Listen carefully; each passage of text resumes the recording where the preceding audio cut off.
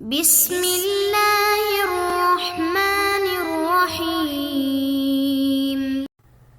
اللهم صل على سيدنا ومولانا محمد افضل صلواتك بعدد معلوماتك وبارك وسلم وصل عليه۔ بسم اللہ الرحمن الرحیم۔ عزیز طلباء کرام، امید ہے کہ انشاءاللہ العزیز آپ سب بخیر و عافیت ہوں گے۔ آج ایک مرتبہ پھر اللہ جل شانہ کے فضل و کرم سے جامع السنن الترمذی کے ابواب الاطعمۃ عن رسول اللہ صلی اللہ علیہ وسلم کے سبق نمبر 10 کے ساتھ اللہ جل شانہ نے ایک مرتبہ پھر آپ کی خدمت میں حاضر ہونے کا موقع عنایت فرمایا، تو بڑھتے ہیں اپنے سبق کی طرف۔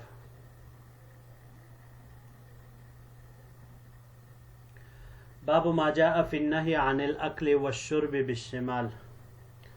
یہ باب ہے بائیں ہاتھ سے کھانے پینے کے سے ممانعت کے بارے میں۔ وبه قال حدثنا اسحاق بن منصور قال حدثنا عبد الله بن نمير قال حدثنا عبيد الله بن عمر عن ابن شهاب عن ابي بكر بن عبيد الله بن عبد الله بن عمر عن عبد الله بن عمر۔ ہمیں روایت کی اسحاق ابن منصور نے، انہوں نے روایت کی عبید اللہ ابن نمیر سے، انہوں نے عبید اللہ ابن عمر سے، انہوں نے ابن شہاب سے، ابن شہاب نے ابو بکر ابن عبید اللہ ابن عبداللہ ابن عمر سے، اور عبید اللہ نے عبداللہ ابن عمر رضی اللہ تعالی عنہما سے روایت کی کہ عبداللہ ابن عمر رضی اللہ تعالی عنہ نے ارشاد فرمایا ان النبی صلی اللہ علیہ وسلم قال، کہ حضور صلی اللہ علیہ وسلم نے یہ ارشاد فرمایا۔ یہ روایت عبداللہ ابن عمر نقل فرما رہے ہیں۔ لا یأکل احدکم بشمالہ ولا یشرب بشمالہ، کہ آپ صلی اللہ علیہ وسلم نے فرمایا کہ تم میں سے کوئی بھی نہ تو بائیں ہاتھ سے کھانا کھائے اور نہ ہی بائیں ہاتھ سے پانی پیے۔ فإن الشیطان یأکل بشمالہ ویشرب بشمالہ، کیونکہ شیطان بائیں ہاتھ سے کھاتا ہے اور بائیں ہاتھ سے پیتا ہے۔ وفی الباب عن جابر وعمر بن ابی سلمہ وسلمۃ بن الاکوع وانس بن مالک وحفصۃ رضی اللہ تعالی عنہم اجمعین۔ هذا حدیث حسن صحیح۔ اس باب میں حضرت جابر رضی اللہ تعالی عنہ، عمر ابن ابی سلمہ، سلمہ ابن الاکوع، انس ابن مالک اور حفصہ رضی اللہ تعالی عنہم وعنہن اجمعین، ان سے بھی روایات مروی ہے۔ هذا حدیث حسن صحیح، یہ حدیث حسن صحیح ہے۔ وهكذا روى مالك وابن عيينة عن الزهري عن ابي بكر بن عبيد الله عن ابن عمر، وروى معمر وعقيل عن الزهري عن سالم عن ابن عمر، ورواية مالك وابن عيينة اصح۔ اسی طرح مالک نے اور ابن عیینہ نے زہری سے، اور زہری نے ابو بکر ابن عبید اللہ سے روایت کی ہے، اور انہوں نے عبداللہ ابن عمر رضی اللہ تعالیٰ عنہما سے۔ معمر اور عقیل نے زہری سے، انہوں نے سالم سے، سالم نے حضرت عبداللہ ابن عمر رضی اللہ تعالیٰ عنہ کی سند سے یہ روایت ذکر کی ہے، جبکہ مالک اور ابن عیینہ کی روایت، یہ ان دونوں حضرات یعنی مالک اور ابن عیینہ، ان دونوں کی روایت یہ زیادہ صحیح ہے۔ بائیں ہاتھ سے کھانے کے بارے میں یہ حدیث مبارک ہے۔ اسلام میں یہ بات یاد رکھیے گا کہ دائیں ہاتھ الیمین للطیبات، کہ جو شرافت، عظمت، پاکیزہ کام ہے، محتم بشان کام ہے، تو ان کو شریعت مطہرہ نے جو افضل قرار دیا ہے، اعلیٰ قرار دیا ہے، تو ان کے لیے دائیں ہاتھ ہے، کہ دائیں ہاتھ اس کو ترجیح حاصل ہے بائیں ہاتھ پر، کیونکہ طعام یہ اللہ تعالیٰ کی ایک بہت بڑی نعمت ہے، تو اس وجہ سے اس میں تیمن یعنی دائیں ہاتھ سے کھانے کی تاکید ذکر فرمائی گئی ہے۔ چنانچہ حضرت عائشہ رضی اللہ تعالیٰ عنہ کی ایک روایت امام ترمذی نے شمائل میں ذکر کی ہے کہ آپ صلی اللہ علیہ وسلم کے متعلق حضرت عائشہ رضی اللہ تعالیٰ عنہ ام المؤمنین فرماتی ہے کہ کہ حضور صلی اللہ علیہ وسلم جب وضو کرتے تو دائیں طرف سے شروع کرتے، کنگھی کرنے میں بھی تیمم اختیار فرماتے، دائیں طرف سے ہی شروع کرتے، اور اسی طرح جوتا پہننے میں بھی حضور صلی اللہ علیہ وسلم دائیں پاؤں کو مقدم رکھتے۔ تیامن کے بارے میں ایک اصول ہے، کل ما کان من قبیل التکریم والتشریف والزینت، کہ جو بھی کام از قبیل اکرام اور احترام ہو، اعزاز اور شرافت، حسن و جمال ہو، تو اس میں تیمم کو ترجیح دی جائے گی اور اس میں تیمم محمود ہے۔ قدرتی طور پر کچھ کام وہ ایسے ہوتے ہیں قابل عزت، شرافت، حسن جمال والے ہوتے ہیں، جبکہ اس کے برعکس کچھ کام انتہائی حقیر حسیس ہوتے ہیں۔ تو شرافت والے کام، عزت والے کام، ان کے لیے دائیں ہاتھ کا انتخاب کیا گیا ہے، جبکہ جو حسیس کام ہے، حقیر کام ہے، ان کے لیے بائیں ہاتھ۔ اس کی مثال ہم یوں بھی لے سکتے ہیں کہ اللہ جل شانہ نے جنت والوں کے متعلق جو اصطلاح استعمال فرمائی ہے قرآن میں، اصحاب الیمین، سورہ واقعہ پارہ نمبر 27 میں ذکر کیا ہے، اصحاب الیمین جنت والوں کو کہا گیا ہے، اور جہنم والوں کے لیے جو اصطلاح استعمال ہوئی ہے یہی سورہ واقعہ میں، تو وہ اصحاب الشمال استعمال ہوئی ہے۔ تو اس سے بھی پتہ چلتا ہے کہ تیمم اس کو ترجیح اور ایک نمونہ سے فضیلت حاصل ہے کہ ان کو جنت والوں کی طرف راجع کیا، جبکہ اصحاب الشمال بائیں ہاتھ والے تو جہنم والے ان کو قرار دے دیا۔ تو اس وجہ سے بھی اس کو تکریم حاصل ہے۔ بعض حضرات نے تیامن کو استحباب سے ایک درجہ آگے واجب کے درجے میں قرار دیا ہے، جیسے علامہ شوکانی رحمۃ اللہ علیہ ہے۔ بعض دوسرے حضرات ہے کہ نبی علیہ الصلوۃ والسلام نے حضرت عمر ابن ابی سلمہ رضی اللہ تعالیٰ عنہ کو ارشاد فرمایا، کل بیمینک، کہ اپنے دائیں ہاتھ سے کھاؤ، تو دائیں ہاتھ سے کھانا امر فرمایا ہے، اور والامر للوجوب، لیکن جمہور فرماتے ہیں کہ بھائی اس میں اگر ہم وجوب کو لازم کریں تو پھر ایک طرح سے امت پر بہت بڑی شدت اور ضیق آئے گی، مشقت آئے گی۔ تو اس وجہ سے اولا افضل وہ یہی ہے کہ تیمم اس کو مستحب قرار دیا جائے، استحباب کے درجے میں رکھ دیا جائے، اولا اور افضل قرار دیا جائے، اور احناف اسی کے اوپر ہی قول کرتے ہیں کہ تیمم یہ مستحب اور اس کا ترک کرنا اساءت ہے، ایک نوع سے حضور صلی اللہ علیہ وسلم کے طریقے کو چھوڑنا ہے۔ اب یہاں پر یہ مسئلہ بھی ہے کہ اگر دائیں ہاتھ سے بندے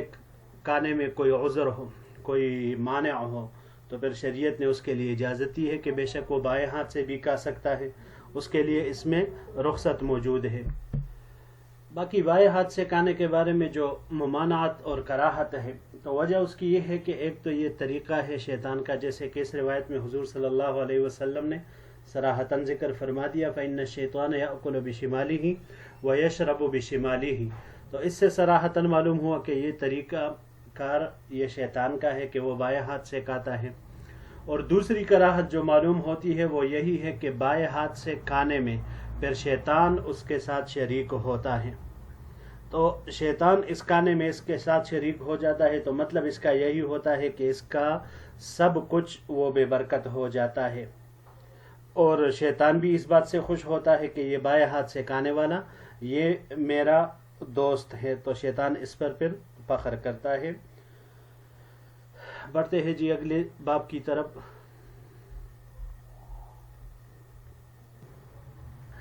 باب ما جاء فی لعق الاصابع، یہ باب ہے کھانے کے بعد انگلیاں چاٹنے کے بارے میں۔ وبه قال حدثنا محمد بن عبد الملك بن ابي الشوارب قال حدثنا عبد العزيز بن المختار عن سهيل ابن ابي صالح عن ابيه عن ابي هريرة رضی اللہ تعالی عنہ۔ ہمیں روایت کی محمد ابن عبد الملک نے، جو کہ ابن ابی الشوارب ہے، انہوں نے روایت کی عبد العزیز ابن مختار سے، عبد العزیز ابن مختار نے روایت کی سہیل ابن ابی صالح سے، سہیل ابن ابی صالح نے روایت کی اپنے والد محترم سے، اور انہوں نے روایت کی حضرت ابو ہریرہ رضی اللہ تعالی عنہ سے، حضرت ابو ہریرہ رضی اللہ تعالی عنہ قال، ارشاد فرمایا، قال رسول اللہ صلی اللہ علیہ وسلم، کہ حضور صلی اللہ علیہ وسلم نے ارشاد فرمایا، اذا اکل احدکم فلیلعق اصابعہ، کہ جب تم میں سے کوئی کھانا کھائے تو چاہیے کہ وہ اپنی انگلیوں کو چاٹے۔ فَإِنَّهُ لَا يَدْرِي فِي أَيَّتِهِنَّ الْبَرَكَةَ، کیونکہ وہ نہیں جانتا کہ کانے کے کون سے حصے میں کن اجزاء میں برکت رکھی گئی ہے۔ وفی الباب عن جابر وکعب بن مالک وانس، اس باب میں حضرت جابر رضی اللہ عنہ، کعب بن مالک اور انس رضی اللہ تعالی عنہم اجمعین سے روایات نقل ہے۔ ھذا حدیث حسن غریب، یہ حدیث حسن غریب ہے۔ لا نعرفه الا من ھذا الوجہ من حدیث سہیل، ہم اس سہیل ابن ابی صالح کے طریق کے علاوہ اس کے لیے کوئی اور سند اور کوئی اور طریق سے اس روایت کو ہم نہیں جانتے۔ ابواب الاطعمہ میں سے یہاں پر امام ترمذی رحمۃ اللہ علیہ خوراک کے متعلق ایک اور ادب ذکر فرما رہے ہیں، وہ یہ ہے کہ کھانے کے بعد اپنی انگلیاں چاٹنا، یہ چاٹ لینی چاہیے اس صورت میں کہ اگر وہ خوراک ایسی مرغن ہو، سالن شوربہ والی ہو کہ جس میں کچھ ذرات وہ انگلیوں کے ساتھ لگ جاتے ہیں، لیکن اگر ایسی خوراک ہو جس میں انگلیاں وہ گندی نہ ہوتی ہو، صاف ہو، تو پھر اس میں نہ چاٹنا بھی وہ صحیح ہے۔ لیکن بہرحال ان کو چاٹنا یہ حضور صلی اللہ علیہ وسلم سے ثابت ہے، اور اس حدیث مبارک میں حدیث الباب سے بھی آپ صلی اللہ علیہ وسلم نے ایسا کرنے کے بارے میں ارشاد فرمایا۔ وجہ اس کی یہی ہے کہ کھانا ایک تو پلیٹ میں ہوتا ہے، کچھ ذرات وہ انگلیوں کے ساتھ رہ جاتے ہیں، تو اب جو ذرات انگلیوں کے ساتھ رہ جاتے ہیں تو اب پتہ نہیں کہ وہ برکت والے ذرات اللہ نے شاید برکت انہی میں رکھی ہو جو انگلیوں کے ساتھ ہے، تو اگر انسان اس کو دھوئے تو وہ نیچے گر کر ضائع ہو جائیں گے، اور اگر اس کو چاٹ لے تو وہ برکت والا حصہ انسان کے اندر چلا جائے گا، جس کی وجہ سے اسے عبادت میں بھی لذت محسوس ہوگی اور اس کے اندر نورانیت میں بھی اضافہ ہوگا۔ اب اگر موجودہ دور کے اعتبار سے ہم اس کا جائزہ لیں تو کچھ مغرب زدہ لوگ اور کچھ ان سے متاثر لوگ اس پر اعتراض کرتے ہیں کہ بھائی انگلیاں چاٹنا یہ کوئی تہذیب نہیں ہے، یہ کوئی اچھی عادت نہیں ہے۔ تو اس کے بارے میں ایک تو اسلامی تعلیمات ہے ہماری، اور ایک دوسروں کی رائے۔ تو اپنے اوپر دوسروں کی رائے مسلط کرنا یہ ان لوگوں کا کام ہے کہ جن کے مذہب نے ان کے لیے کچھ بیان نہ کیا ہو۔ ہمارا دین اسلام اور الحمدللہ اس نے ہمارے لیے سب کچھ وہ بیان کر دیا ہے، الف سے لے کر یا تک اور اے سے لے کر زیڈ تک، ہر چیز اللہ جل شانہ نے ہمارے لیے بیان فرما دی ہے۔ نبی علیہ الصلوۃ والسلام کی تعلیمات میں ہمیں وہ سب کچھ مل جاتا ہے۔ جیسے کہ ایک صحابی پر وہ کچھ یہودیوں نے اعتراض کیا کہ آپ کو آپ کے نبی نے سب کچھ سکھایا یا وہ ہر چیز آپ کو سکھاتے ہیں؟ انہوں نے کہا کہ ہاں، ہمیں بیت الخلاء سے لے کر بیت اللہ تک، یعنی چھوٹے سے چھوٹے کام سے لے کر بڑے سے بڑے کام تک ہمارے نبی ہم کو ہر چیز بتلاتے اور سکھلاتے ہیں۔ تو اس بارے میں شریعت میں ہمیں یہی احکام ملتے نظر آتے ہیں، اور یہ جو اعتراض کرتے ہیں یہ وہی کرتے ہیں جو کانٹے چری چمچ وغیرہ سے وہ کھانے والے ہوتے ہیں۔ اس کے بارے میں اگر ہم جائزہ لیں تو یہ کانٹے چمچ وغیرہ یہ چیزیں ایسی ہوتی ہے کہ کتنے سارے لوگ اس کو استعمال کرتے ہیں، پھر تحقیق کی حال یہ بھی نہیں ہوتی کہ بھئی آیا اس کو کسی لیکوڈ سے دھویا گیا ہے، اس کے جراثیم زائل ہو چکے ہیں یا نہیں۔ ٹھیک ہے، میز پر وہ صاف ستھرے دکھائی دیتے ہیں، موجود ہوتے ہیں، لیکن حقیقت حال سے ناخبر۔ جو انگلیاں انسان کی اپنی ہوتی ہے اس کے ساتھ ہوتی ہے، ہر وقت اس کو صاف کرتا رہتا ہے، اس کے بارے میں اسے یقین ہوتا ہے کہ یہ بالکل پاک صاف ہے، کھانے سے پہلے اسے دھو لیتا ہے، تو اس کے بارے میں یہ لوگ اعتراض کرتے ہیں، حالانکہ اس میں اعتراض کی کوئی جگہ نہیں بنتی۔ اور اس کے بارے میں آپ اسلامی تعلیمات کا جائزہ اس بات سے لیں کہ حضور صلی اللہ علیہ وسلم نے کھانے سے پہلے ہاتھوں کو دھونا مستحب قرار دیا،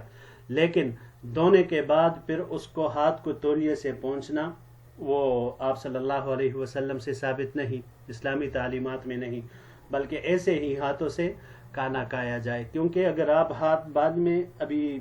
کھانے سے پہلے دھو لیے اور پھر دھونے کے بعد اسے تولیہ سے خشک کیا تو ہو سکتا ہے تولیہ کے ساتھ جراثیم وغیرہ ہوں،